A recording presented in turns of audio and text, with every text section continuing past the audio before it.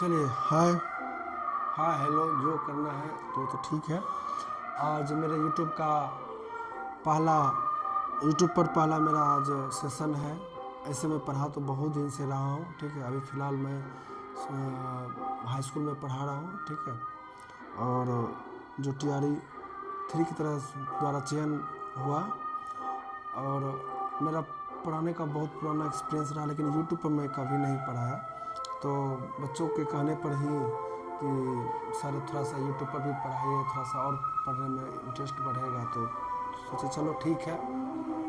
YouTube पर भी शुरुआत किए। आज मेरा पहला सेशन है यूट्यूब पर। और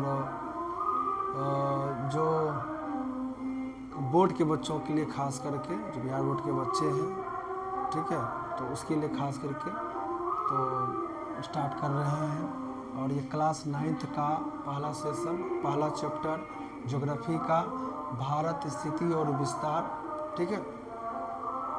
तो इसमें हम ज़्यादा खास बात तो अभी फ़िलहाल नहीं करेंगे, इधर उधर की बातें, मुख्य रूप से हम टॉपिक पर ही आएंगे, ठीक है। तो सबसे पहले किसी चैप्टर का परिचय से स्टार्ट होता है, इंट्रोडक्शन से स्टार्ट होता है, तो उसकी थोड़ा सा हम देख लेते हैं। भारत की स्थिति और विस्तार, भारत की थोड़ा सा हिस्ट्री अगर देखें तो भारत की गिनती विश्व के प्राचीनतम सभ्यता एवं संस्कृति में होती है। और दुनिया के विश्व के प्राचीन सभ्यता जैसे मेसोपोटामिया की सभ्यता, जो माया की सभ्यता, ठीक है, चीन की सभ्यता, उन सभ्यता में भारत की सभ्यता जो सिंधु घाटी सभ्यता या हड़प्पा की सभ्यता से नाम से जानी जाती है, ठीक है, उसकी भी गिनती होती है प्राचीन सभ्यता में दुनिया के, ठीक। और जो हड़प्पा सभ्यता है, आज से लगभग 5000 साल पुरानी सभ्यता थी, जो दुनिया के उस समय के प्राचीन सभ्यता से मिलता जुलता था, ठीक है। तो एक महान सभ्यता थी और भारत में थी, ठीक। दूसरी बात, अच्छा थोड़ी सी एक बात करें कि भारत का जो स्थिति है, अगर आप देखें फिजियोग्राफी के रूप में, तो भारत के 6 भागों में बांटा है। कितने भागों में? 6 भागों में। पहला है उत्तर का जो हिमालय है, महान हिमालय है वो। दूसरा है आपको गंगा और ब्रह्मपुत्र का प्लेन एरिया, ठीक है, मैदानी क्षेत्र। तीसरा है आपका डेजर्ट क्षेत्र, जो अरावली पर्वत के पश्चिम दिशा में जो है, जिसको हम थार के नाम से भी जानते हैं और पाकिस्तान में चोलिस्तान के नाम से जाना जाता है, ठीक है।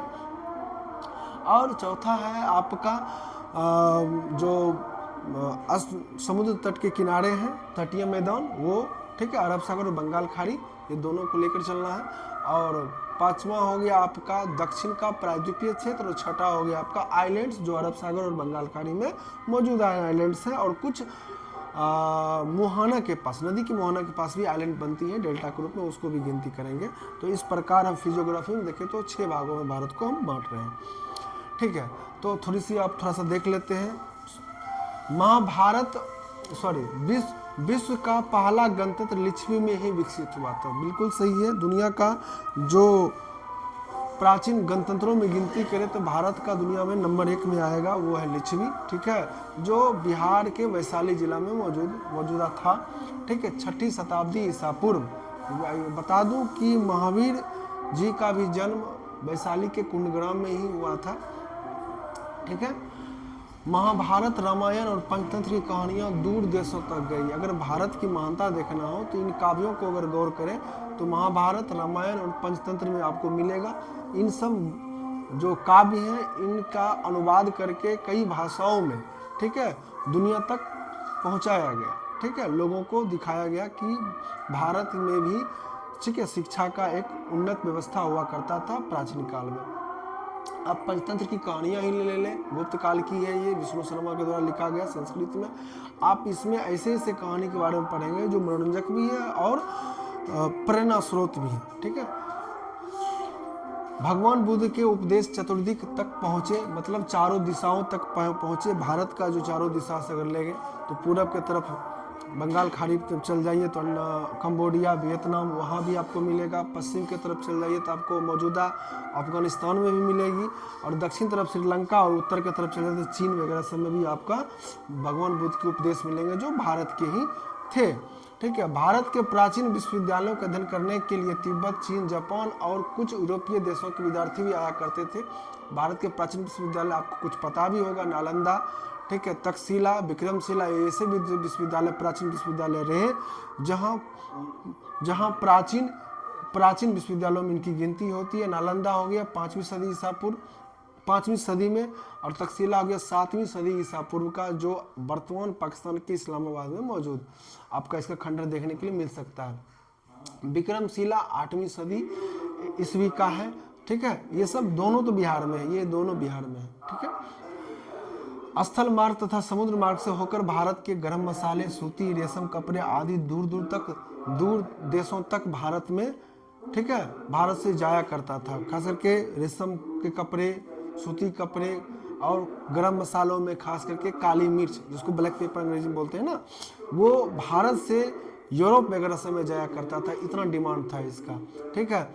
आपको मैं बता दूं कि प्राचीन साहित्य में या ऐतिहासिक बुक में आपको जो लिखा हुआ मिलेगा काली मिर्च को यवन प्रिय के नाम से, ठीक है। यवन के लोग, यूरोप के, यूनान के लोग इसको बहुत प्रिय करते थे, बहुत पसंद करते थे खाने के रूप में। वो लोग गर्म होता है ना, तो अत्यधिक पसंद करते थे।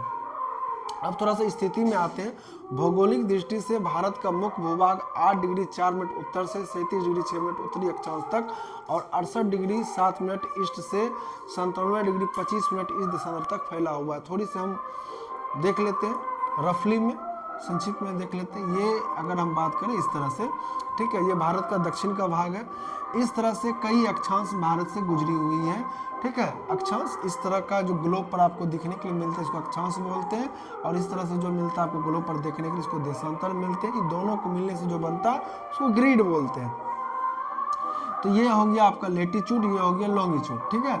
तो इस तरह से आप देख सकते हैं कि भारत में भी जो अक्षांश गुजरा है, भारत में भी जो अक्षांश गुजरा है, और ऊपर का जो ये हिस्सा है, ये वाला भाग, ये जो देख सकते इस तरह का, ठीक है, इसकी बात कर रहे हैं, ठीक है, ये वाला। अब यहाँ से ये जाएगा तो ये वाला हिस्सा और ये वाला हिस्सा, इस तरह से समझना है। तो ये वाला जो देख रहे हैं इसको कहेंगे 8 डिग्री 4 मिनट नॉर्थ। ये वाला जो हिस्सा है ये है 37 डिग्री 6 मिनट नॉर्थ, ठीक है। और ये वाला जो हिस्सा है, ये वाला भाग, इसको बोलेंगे 97 डिग्री 25 मिनट पूर्व। ये 68 डिग्री 7 मिनट पूर्व, ठीक है। ये देशांतर, ये दोनों, ठीक है। 68 degree 7 minute east, 97 degree 25 minute east, ये अक्षांश, ठीक है। 8 डिग्री 4 मिनट से लेकर 37 डिग्री 6 मिनट, ये दोनों, ठीक है। ये पूरे भारत का क्षेत्रफल हो गया इसमें। अब देखें क्या कि एक कुछ हिस्सा यहाँ भी है अंडमान और निकोबार के रूप में, ठीक है। ये निकोबार है, ये अंडमान है, यहाँ भी है। तो भारत का क्षेत्रफल पूरा यहाँ तक है ना। तो ये 6 डिग्री 4 मिनट नॉर्थ, ठीक है, ये 6 डिग्री 4 मिनट नॉर्थ, ये भी हम देखेंगे। अब देखने की बात यह है, ये पूरा भारत का क्षेत्रफल 32,87,263 वर्ग किलोमीटर में फैला हुआ है, ठीक है। और यही भारत की स्थिति है जो अक्षांश और देशांतर रूप में फैली हुई है, ठीक है। अब एक चीज़ है 2,933 किलोमीटर 68 डिग्री, यहाँ से यहाँ, यहाँ से यहाँ जो दूरी तय करेंगे 68 डिग्री वाला, ये वाला, ये है 2,933 किलोमीटर, ठीक है। और ऊपर से ये जो करेंगे ये 3,214 किलोमीटर, ठीक है। ये चीज़ ध्यान रखना, ठीक है, इसकी लंबाई। 2004 के पूर्व इसका सबसे दक्षिणी छोर या बिंदु 6 डिग्री 4 मिनट 4 अक्षांश पर स्थित था, जो अंडमान निकोबार आइलैंड का सबसे दक्षिणी छोर था। और यह 2004 में सुनामी की लहरों में जलमग्न हुई, इसकी बात कर रहे हैं, ठीक है। 2004 में ऐसा सुनामी आया हुआ था, जो ये सबसे दक्षिणतम बिंदु है भारत का। इसका नाम इंदिरा पॉइंट है। ये पानी से पूरा जलमग्न हो गया था, लेकिन फिलहाल अब दिखने लगा है, ठीक है। अब ये एक चीज़ और बात रखना है, ये जो सबसे उत्तर का बिंदु है, ये जो मुख्य भूमि का जो सबसे मुख्य भूमि का ये सबसे दक्षिण का बिंदु है, और पूरे भारत का सबसे दक्षिण बिंदु ये होगा। तो मुख्य भूमि का सबसे दक्षिण बिंदु तमिलनाडु में एक जगह है जिसका नाम है कन्याकुमारी अंतरीप, कन्याकुमारी अंतरीप, इसकी बात कर रहे हैं, ठीक है। इसका नाम है कन्याकुमारी अंतरीप।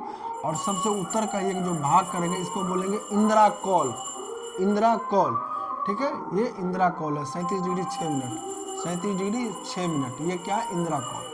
अब सबसे जो पूर्वी हिस्सा है ये इसको बोलेंगे किबिथु, जो अरुणाचल प्रदेश में पड़ता है, और ये जो सबसे पश्चिमी हिस्सा है ये गुजरात के कच्छ में पड़ता है, ठीक है, गुजरात के कच्छ में पड़ता है, जो 68 डिग्री 7 मिनट ईस्ट, इसको बोलते हैं गौर माता। क्या बोलते हैं, गौर माता। थोड़ा सा संक्षिप्त में अगर हम देख लें तो भारत की स्थिति और स्थान नाम, उत्तरी छोर का अक्षांश 37 डिग्री 6 मिनट उत्तर, स्थान का नाम इंदिरा कौल, दक्षिणी छोर का अक्षांश 8 डिग्री 4 मिनट उत्तर, कन्याकुमारी अंतरिक्ष, पूर्वी छोर का देशांतर 57 डिग्री 25 मिनट पूर्व किबिथु, और पश्चिमी छोर का देशांतर अगर पढ़ेंगे तो 68 डिग्री 7 मिनट पूर्व ग्वार माता। ये तो बता ही दिए थे आपको यहाँ से। अब थोड़ी सी चर्चा करते हैं। ये जो हिस्सा है, ठीक है, ये इसको बोलते हैं प्रायद्वीप। क्या बोलते हैं, प्रायद्वीप। और उसी का सबसे अंतिम छोर कहलाता है अंतरिक्ष, जो कन्याकुमारी अंतरिक्ष के नाम से जानते हैं, ठीक है। बड़ा हिस्सा प्रायद्वीप कहलाएगा, छोटा हिस्सा क्या कहलाएगा, अंतरिक्ष कहलाएगा, ठीक है। परिभाषा के रूप में अगर देखें तो भूमि का वह भाग, भूमि का वह मुख्य भाग जो 3 ओर से पानी से घिरा हो, ठीक है, वो कहलाता है प्रायद्वीप या पेनिनसुला। भारत का एक प्रसिद्ध पेनिनसुला है जो फेमस है, दक्कन का प्रायद्वीप, दक्कन का पेनिनसुला, ठीक है। इस तरह से आज एक छोटी सी जानकारी हम आपको देने का कोशिश किए क्लास 9 के बच्चों को, ठीक है, जो बिहार बोर्ड के बच्चों के लिए स्पेशल खास करके। और हम कोशिश करेंगे कि प्रत्येक दिन 1 से 2 वीडियो आप लोगों को दें, अपलोड करें, सेशन दें। और इस प्रकार आपको क्या कैसे समझ में आया थोड़ा सा कमेंट में ज़रूर बताएं बच्चों, खासकर मेरे प्यारे प्यारे बच्चों। और आगे हम प्रयास रहेगा कि और भी एक दिन में कम से कम 2 वीडियो डालें और आप लोग को जल्द से जल्द ये सिलेबस ख़त्म कर दें, ठीक है। और मैं आज फिर से मैं बोलना चाह रहा हूँ, जिसके आसपास स्कूल हो तो ज़रूर स्कूल जाया करें। सरकार की अच्छी पहल है, अच्छे अच्छे शिक्षक हैं, ठीक है। और ये तो चलिए, ये तो सेकेंडरी चीज़ है, लेकिन स्कूल अवश्य जाएं। मेरे आपसे निवेदन है कि स्कूल अवश्य आएँ पढ़ने के लिए, और सभी स्कूल में अच्छे से पढ़ाई होती है। चलिए, ठीक है, धन्यवाद।